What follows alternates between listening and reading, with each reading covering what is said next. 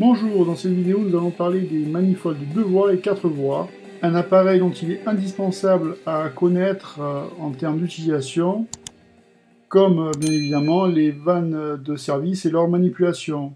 La non-maîtrise totale ou partielle de cet outil entraînera obligatoirement des erreurs de manipulation, ce qui aura pour conséquence des dégazages de fluide frigorigène à l'atmosphère.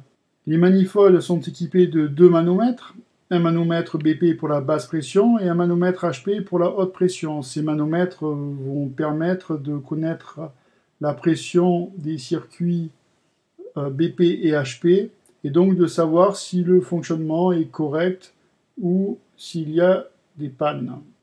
Ces manomètres vont nous permettre de vérifier le bon fonctionnement de l'installation. Les manifolds ont des vannes.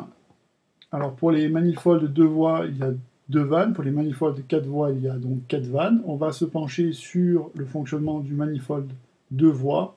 Ces vannes permettent d'intervenir sur le circuit frigorifique tant pour faire un tirage au vide, faire une récupération de charge ou charger l'installation, ou sinon mettre sous azote donc pour une recherche de fuite et éprouver l'installation au niveau des soudures et des raccords.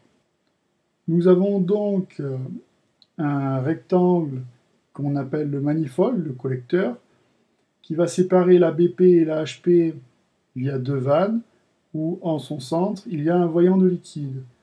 Ce voyant de liquide va permettre de voir circuler le fluide frigorigène et savoir s'il est à l'état liquide ou liquide vapeur.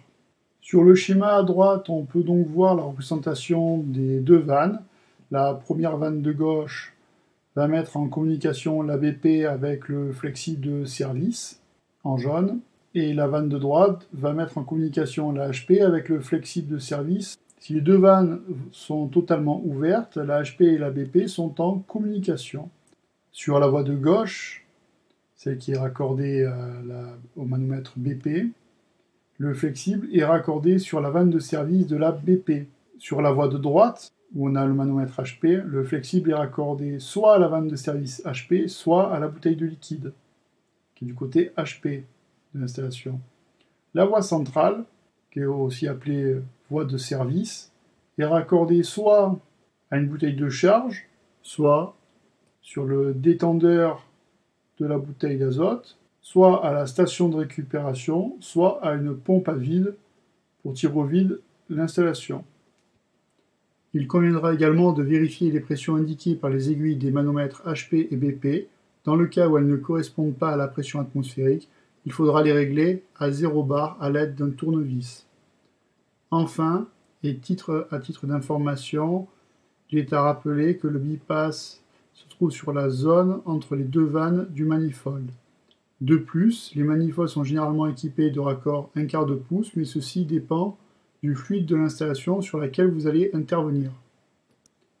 Pour conclure, j'espère que cette vidéo vous aura aidé dans la compréhension et l'utilisation des manifolds.